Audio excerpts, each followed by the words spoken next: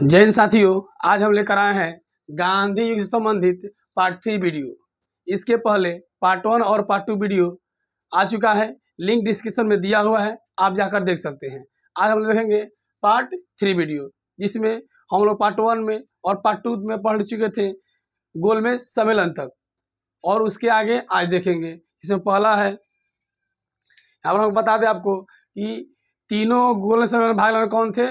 भीमराव अंबेडकर। गांधी जी दूसरे गोलमेज सम्मेलन 1931 में भाग लिए थे, लेकिन सांप्रदायिक समस्या के कारण वह असफल रहा।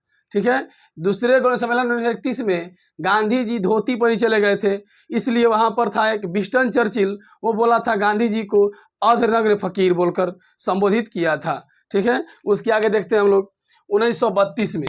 1932 में हुआ था पूना पैक्ट, पूना समझौता। ये समझौता हुआ था महात्मा गांधी और भीमराव अंबेडकर के बीच, महात्मा गांधी और भीमराव अंबेडकर के बीच, और ये समझौता हुआ था पूना के यरवदा जेल में, पूना के यरवदा जेल में। ठीक है, अगला देखते हैं।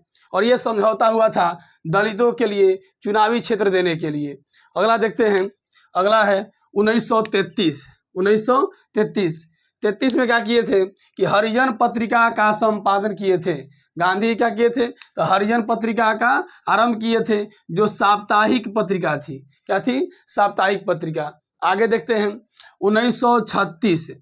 1936 में गांधी जी सेवाग्राम आश्रम का स्थापना किए थे, सेवाग्राम आश्रम का स्थापना किए थे, और यह आश्रम था वर्धा महाराष्ट्र में। और यह आश्रम कहाँ था? तो वर्धा महाराष्ट्र में बना था। आगे देखते हैं, अगला है 1940 ईस्वी। 1940 में गांधी जी व्यक्तिगत सत्याग्रह शुरू किए थे। गांधी जी 40 में व्यक्तिगत सत्याग्रह शुरू किए थे, और इस व्यक्तिगत सत्याग्रह के पहले सत्याग्रही कौन थे? तो वो हो जाएंगे विनोबा भावे। विनोबा भावे व्यक्तिगत सत्याग्रह के पहले सत्याग्रही कौन थे? विनोबा भावे। आगे देखते हैं 9 अगस्त 1942। 9 अगस्त 1942 इस दिन हुआ था भारत छोड़ो आंदोलन। भारत छोड़ो आंदोलन, इसमें 2 नारा दिया गया था। पहला नारा करो या मरो, और दूसरा नारा दिल्ली चलो। जो करो या मरो नारा था वो दिए थे महात्मा गांधी। करो या मरो का नारा महात्मा गांधी द्वारा दिया गया था, और दिल्ली चलो का नारा सुभाष चंद्र बोस के द्वारा दिया गया था। करो या मरो गांधी जी, और दिल्ली चलो सुभाष चंद्र बोस। इसी भारत छोड़ो आंदोलन में अंग्रेजों के द्वारा नेताओं को गिरफ्तार करने के लिए ऑपरेशन 0 आवर चलाया गया था। नेताओं को भारत छोड़ो आंदोलन में नेताओं को गिरफ्तार करने के लिए अंग्रेजों द्वारा ऑपरेशन 0 आवर चलाया गया था, और इसी के तहत सारे नेताओं को गिरफ्तार करके जेल में बंद कर दिया गया था। आगे देखते हैं 1942। 1942 में कस्तूरबा गांधी का निधन हो गया था। जो कस्तूरबा गांधी थी वो महात्मा गांधी जी की पत्नी थी। उनका निधन कब हो गया था? 1942 में। ठीक है, अगला देखते हैं। अगला है 1946। 1946 इस समय आया था कैबिनेट मिशन। कैबिनेट मिशन योजना कहाँ आया था? तो ये आया था भारत। कहाँ आया था? भारत। और इसके 3 अध्यक्ष थे।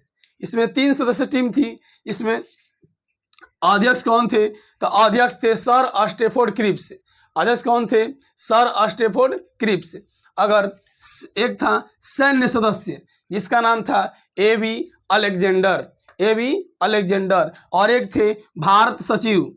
कौन थे? भारत सचिव, जिनका नाम था पैथिक लॉरेंस। ठीक है, यानी 3 लोग थे, sir Stafford Cripps, A.V. Alexander और पैथिक लॉरेंस। इसके बाद 30 जनवरी 1948 यानी 30 जनवरी 1948 को गांधी जी की मृत्यु हो गई। जब वो बिरला हाउस में आरती के लिए जा रहे थे, तब नाथूराम गोडसे द्वारा उनकी गोलियां मारकर हत्या कर दी गई। वो डेट क्या था? 30 जनवरी 1948। ठीक है, उन्हीं के याद में 30 जनवरी को मनाते हैं शहीद दिवस, उनके मृत्यु के याद में। ठीक है, और आगे देखते हैं, उनका समाधि स्थल भी दिल्ली में बनाया गया, इसका नाम है राजघाट। उनका समाधि का नाम क्या है? राजघाट। दोस्तों, यहाँ से गांधी युग समाप्त होता है। यही उनके कार्यकाल थे गांधी जी का, और जो बड़े अच्छे अच्छे काम किए गए थे उनके द्वारा हम कहते हैं कि हम लोग आज़ाद भारत में अच्छे से सांस ले पा रहे हैं। ये सारे योगदान गांधी जी के ही दिया हुआ है। तो दोस्तों वीडियो अच्छी लगे तो लाइक शेयर एंड सब्सक्राइब करें। जय हिंद।